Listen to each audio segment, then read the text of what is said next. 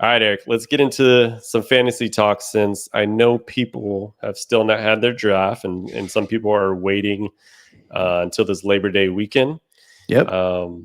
So I wanted to get into, a lot of people just say the do not draft list, but like for me, it's more like players that I'm concerned about. And on my list, it's going to be mainly to do with people that have histories of injuries or just vice versa, sometimes lack of production because of injuries or any other people on that team. So let's get into this right now. So we're going to give a top 5 list of the most concerned players right now. You want to go back and forth with this list this time? Kind of go for one? Sure. Yeah. Let's do it. We might have some same guys on the list, our list, but let's do it. All right. So you want to start off first? Yeah, I'll start off.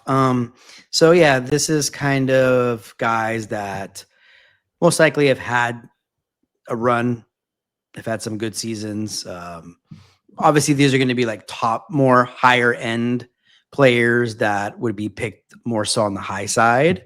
So I'm going to just go straight from the top. No surprise, Christian McCaffrey, who I'm seeing in a lot of first rounds in different, fantasy leagues that I'm in and some fantasy drafts that I've seen.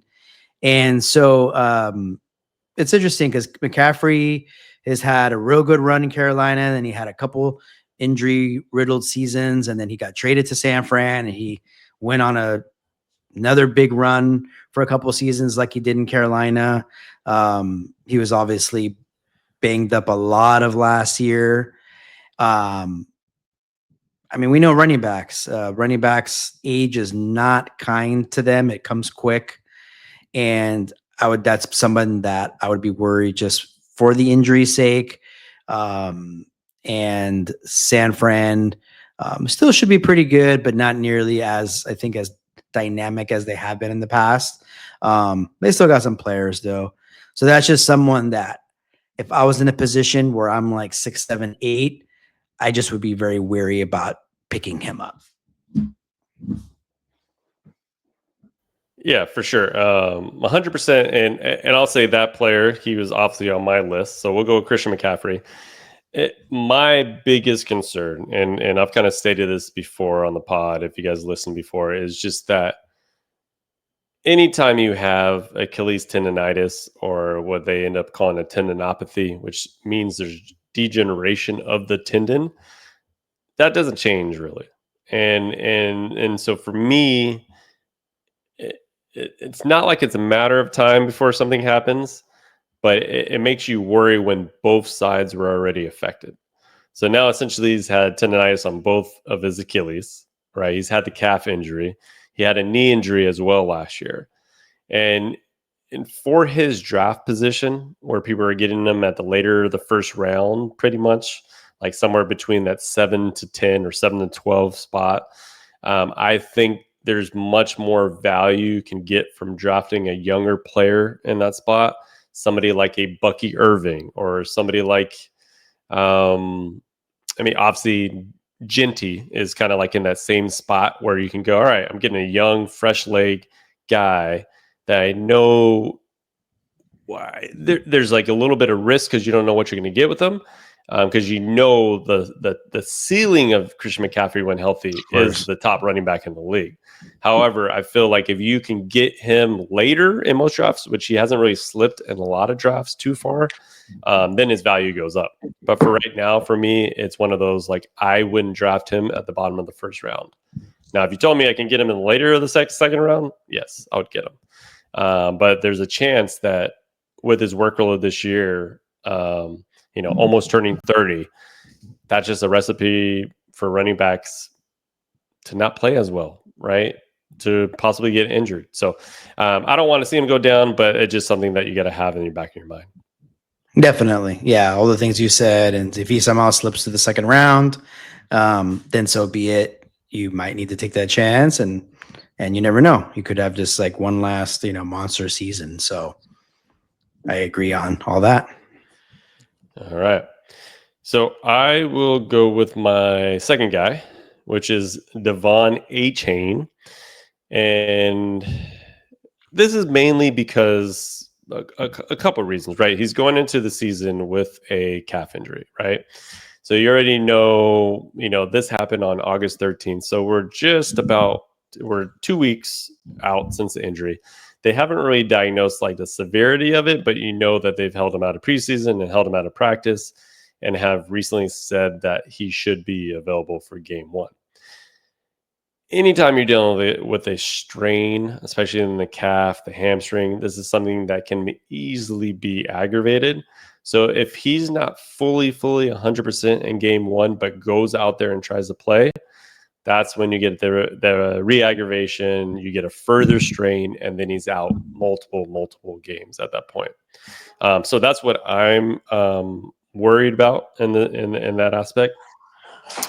And then the other thing for me was when you just kind of look at his usage. Yes, he gets a lot of receptions as a receiver, but he hasn't even rushed over 1,000 yards yet, right? So you know that they like to deploy another back, and that's where I think like Ollie Gordon is going to come in and be that bigger back, while A-Chain is more the receiver, kind of playing on more of the first and second, more on like third downs where you're going to need a reception, stuff like that. So I think there's some concern for how early he is being drafted in most fantasy drafts. Oh yeah, if you're in a uh, league that's like PPR, for example, points per reception or half point PPR, he was just a beast because he just catches balls. He's not a bell cow type of running back. He'll get you touchdowns. He'll catch 7, 8 balls, and have explosive plays. And so if he doesn't have those explosive plays because of injury, not being able to really give all that he can give, or re-aggravates the injury, out 3 or 4 or 5 weeks, and that's obviously a big portion of the year. So I had him kind of when I was kind of thinking of players like that as well. But someone that comes to mind who's like top tier, when we had our show about receivers, I definitely put him in my top 5, but I'm thinking of like a Justin Jefferson. Granted, if Justin Jefferson falls to you, I think worse players could obviously fall to you. He's had a tremendous start to his career. He's got that hamstring injury, which I know you could probably touch on a little bit more. We're kind of thinking the same thing, right? He tweaks it, he pulls it in week 1 or week 2, like, dang, we'll see him in, week 7 or 8. Right. And so, that along with, rookie, or not, essentially rookie quarterback, and, new kind of, offense and things, I would assume, with a new quarterback and all the bumps and bruises that comes with that, I would just be a little bit, cautious on how high you pick, Justin Jefferson. Yeah, no, that's a good point with Justin Jefferson. And there's a lot of factors, the hamstring injury and then obviously the quarterback. So um, he would be up there in my list, but he's not on my top 5 right now this time. So if we're going with my third guy, that would be Breece Hall. So Eric, this is a quick question. Who on the Jets right now has rushed for 1,000 yards in the season? Jeez, I don't even know what their running back room is besides him. Don't worry, Justin Fields. Okay, like I'm even looking at the wrong position. So that tells you Breece Hall has not rushed for 1,000 yards in his 3 seasons. Yes, his first season was cut short because of an ACL injury, but since he's been back, 2023 rushed for 994 yards. Last year, 876 yards. In those seasons, 5 touchdowns. So I think his value is too high for where he's being drafted for the lack of production that he's actually giving. And then granted, you got to take this year that Justin Fields is going to take some of those rushing opportunities away, because we all know that Justin Fields is not a heavy thrower. He doesn't have a good arm, and he's going to run the ball a lot. So I just think overall, if you're looking at value, I just don't. I think he's getting drafted way too high for his production, and he still hasn't really shown essentially his explosiveness since he's torn his ACL, which kind of makes me nervous for going into his 4th year. Yeah, I think he had such a good start to his rookie year, and Yeah. it was obviously cut short. And they get Aaron Rodgers, and you think like automatically he's probably going to have just really stout numbers, and it just really hasn't happened for him. So I guess again for running backs, if there was a time, it'd be now. But yeah, that's somebody as well that I would be kind of really not wanting to take too much or to want to take too early in the draft. Yeah, definitely. So yeah, that was my 3rd guy. So who do you got for yours, Eric? I guess I go a couple different ways here. This one may not be that popular, just because he had one of the best years ever for a running back last year. And the reason I'm kind of saying Saquon Barkley is because I've been snooping around some drafts, and I'm seeing him pick number 1 in some drafts, top 1, 2, or 3. Which, hey, those numbers that he got last year, I think it warrants it. But I would just be a little weary about it, because in most cases, when running backs have rushed for 2,000 yards, then they've had the workload that a Barkley has had, and he also went in obviously the deepest playoff run you can go as far as getting to the Super Bowl and winning it. So I would just worry about durability a little bit. Is he going to get the same opportunities? Meaning, is Philly going to really want to kind of wear him out as much as they did last year? So that could take away a little bit of productivity. And I just think naturally there's going to be a decline. Now, if the decline means he's going to rush for 1,600 yards and get touchdowns and catch 50, 40 balls, hell, you'll take that at any time. But I would just, with my selection there, it's just kind of comparing it to what he did last year and the monster of a season he had.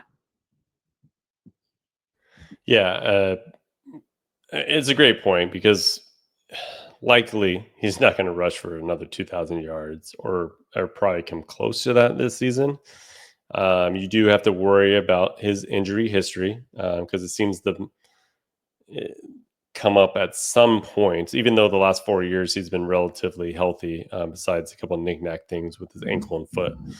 But yeah, I agree. I think he's going a little bit too high on most draft boards, for the fact that he had such a great year last year. It's going to be hard to replicate that as a running back. Yep, I agree. All right. So my next one, my 4th one, is Nico Collins in Houston. So I like Nico. I think he's a great receiver, and I like what I've seen in this past 4 years. However, he has had a tendency to not stay healthy for a full season. He hasn't played all the games in the first 4 years. And for me, it's the type of injuries that he's gotten. So he's had a calf strain, hamstring strain, and a groin strain. So he tends to get a lot of the soft tissue injuries, which puts you out a couple games in a season. And I just think overall that can be an issue, kind of moving forward, when you're, the way he's been drafted and the position that he gets drafted pretty high. I think that outweighs where he should actually be getting drafted, because the thoughts are like, yeah, Nico's the number 1 in Houston. They don't really have too many other players, and I think that's part of the problem. So it's just almost they're going to have to rely so heavily on him. I don't think he's going to kind of get the production you need out of that wide receiver 1 that you're drafting him at. Draft him in that position. Yeah, he's really been picked to just have a standout breakout season, and so the talent is there, but it would and he, you know what, at the end of the year, you may look and he could be a top 5 receiver, but in terms of fantasy, but it would, it would worry me if he was like my top receiver and I was picking him late in the first round, maybe early in the second round. And, but hopefully hopefully he's, he's due for a big one, and hopefully that happens for him. Yeah, for sure. All right. Who do you got? I kind of said it earlier. I have one more guy, but I guess fourth, as a fantasy football owner and as a Miami Dolphins fan myself, definitely Devon A-Chain, just because he does mean a lot to the team. I'd rather have him as healthy as possible, kind of later in the year, because he is electric. He does provide a lot, but he's small. He does just, even though he played 17 games last year, I felt like he'd get tackled one wrong way and you're like, dang it, he's going to be out. And, he's great. I could have sworn he missed a game last year. And then I looked at it, I was like, oh, he played 17. He was like so banged up like most of the year. I know he gets banged up like every game, it feels like. And so that kind of thing does take a toll. And so if he's already coming in kind of hurt, I know it surprised me too. And he caught 78 balls. Obviously, that's pretty big for a running back. And how I just mentioned PPR, 592 yards. So, I mean, he had 900 rushing, but he had like about 600. So about 1,500 yards technically. And so he does a lot for that team. And so I would, just to kind of put a bow on it, that is one of my guys too. I'm a little bit squeamish about. Yeah. It's like if he's healthy, he'll have a very productive year. It just kind of, he's the type that kind of gets banged up very easily. And so that's what you kind of worry about through the longevity of a season. Yep. We'll see. They typically have, as of late, have gone, kind of running back by committee. They did have Alexander Madison, but he's out the year, suffered that injury in the preseason. So they're kind of shuffling people around there. But again, that's a worry of mine heading into the year. I will say, though, if you guys haven't drafted, or if you have drafted, there's a guy named Ollie Gordon that's going to be his backup. Jalen Wright was pronounced he's going to be out at least a month. So pretty much Ollie Gordon is going to be the big bruiser to A-Chain, which I think will be a good combo. And Mike McDaniels has shown that he likes to use two backs. And so I think you're going to get some pretty good production out of Ollie Gordon throughout the season there. So if you haven't picked him up, pick his ass up now. Do it now. I sure did. All right. So my last player is Kyren Williams, right? Kyren Williams had, a very productive year last year, about 1,300 yards and 14 TDs. Now, he did have 5 fumbles, which was kind of a thing that he got in trouble with last year, which is always fumbling the ball. But when I look back on like him, his previous 2 years, he's dealt with some injuries throughout. He's missed about 12 games before that. He missed 1 game last year. And I think he has a tendency to kind of get banged up, but he also just fumbles the ball a lot, right? So those are kind of like my concerns, where you have a little bit of injury history and you also have ball security issues. And my other big factor for me was the health status of Matthew Stafford. If Matthew Stafford is not there, Kyren Williams would not be a really good running back. It's going to be hard to get the production that he needs to get if Matthew Stafford is not there. So for him going on most drafts as your RB1, I think there's some players that I would probably rather have at that position than Kyren right now. I think the fumbles alone are worrisome, because you know how these teams are. You fumble a couple of times, that backup running back will be in there in a heartbeat, and so they got Blake Corum, right? He's there, and so obviously injuries, the health of Matt Stafford, but a couple more, riddled. If he has a season again with those fumbles, he could be benched, and so that's like that's definitely a big worry. And if you have like a deep league, you probably want to pick up like some of these handcuffs, right? Of some of these backs, just in case something bad happens. For sure. All right. So